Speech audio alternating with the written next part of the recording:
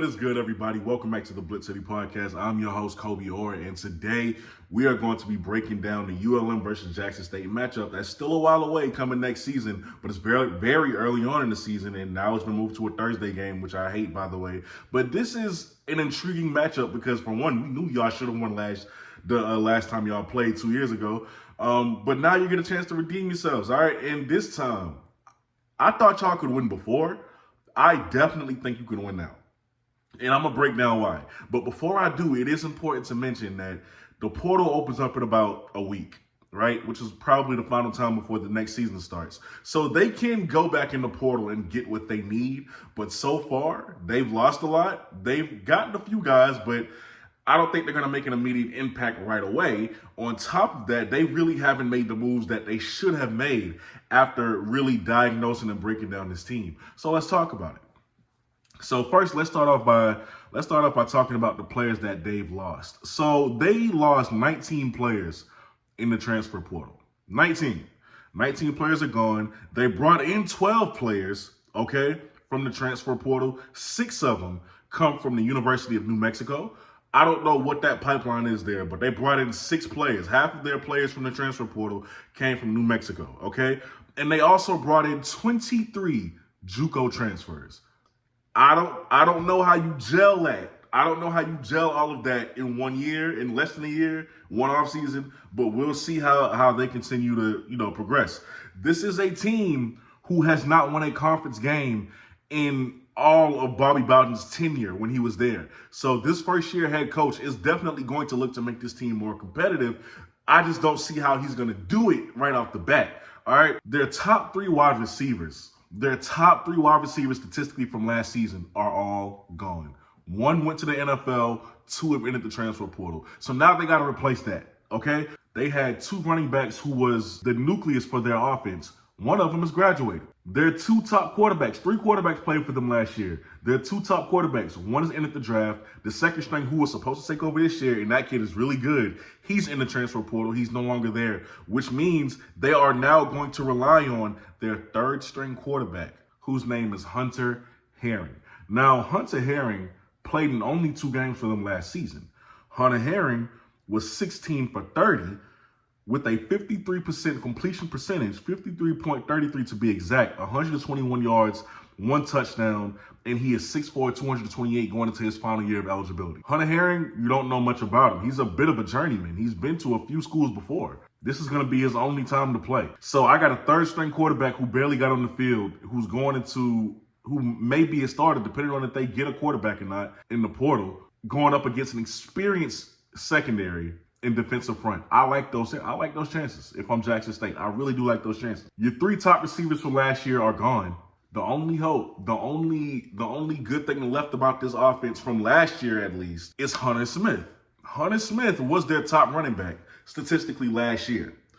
Hunter Smith is 5'11", 181 pounds, and ladies and gentlemen, that boy is like that. I will admit to you, he's like that, okay? This kid has speed, all right? So last year, as a sophomore, he was an underclassman. He averaged 5.4 yards a carry on 94 attempts, had 507 yards on the ground, and 3 touchdowns. Now, why those 94 attempts stick out to me? Because like I said, it was him and another guy, which he split carries with that other guy. He's fresh. Like he's more fresh than a lot of running backs are at this stage in their careers, especially when you get early playing time. He's splitting carries. He's going to come in fresh and ready to go. He does not have a lot of wear and tear on his body that most running backs would by this time in his career. So that's somebody you're going to have to watch out for. If he gets into the open space, guys, he's gone. You can't let him do it. Now, as for their top guys that they brought in, right? I looked at all 12 of the guys that they brought into the transfer portal, and to me, these are the 3 guys that stuck out who I think can make an immediate impact. The rest, I don't really see it, but like I said, I could be wrong. First, we'll start off with Devin Smith, the right tackle. They call him Diesel. He's 6'6", 288 pounds.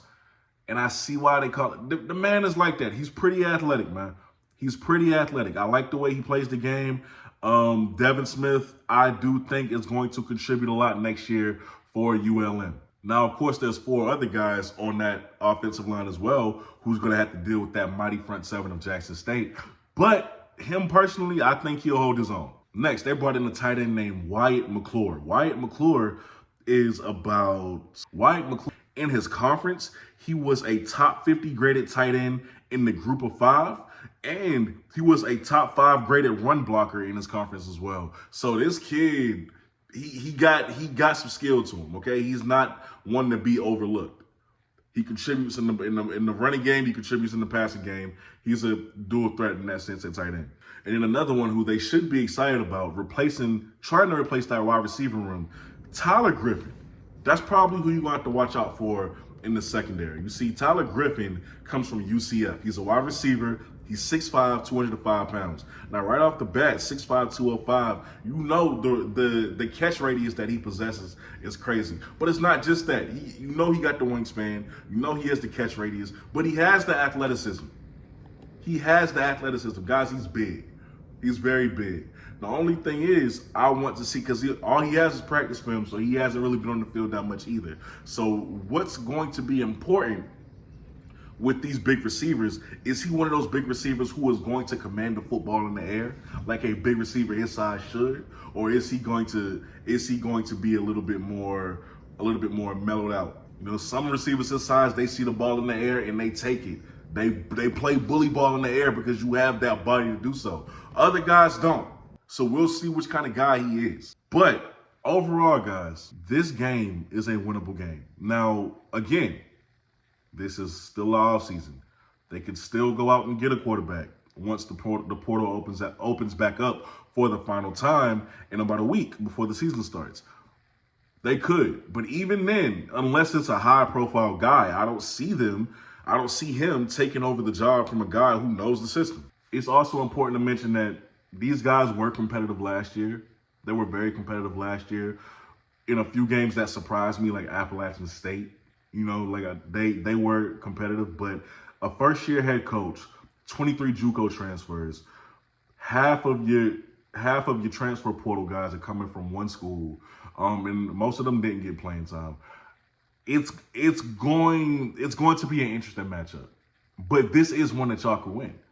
So, if you guys get this win, the momentum going forward, getting a win over ULM, getting a win over FAMU, it's really going to propel y'all forward, because you have a really good chance of getting back to the Celebration Bowl this year, bringing the most talent back in the SWAC. Y'all in Alabama State. It looks real good for y'all right now. You just got to come out, do what you do. Hopefully we get to see the progression of Jacoby and Morgan with his receivers. That's something I've been interested in. The running back room is looking really good. Your defense, man, I think y'all need a little bit more linebacker, but the secondary and then the defensive line, it's stout. So we'll see. But I do think this is a game that y'all can win. With that being said, y'all are watching the BlitzCity Podcast. Happy Easter again. Happy Sunday. And I will see y'all next time, man. Let me know what other video y'all want to make, because I have lots of ideas in mind getting back to Jackson State, because I've been away for a while talking about, my Bulldogs. But yeah, man, I'll see y'all next time. I'm out. Peace.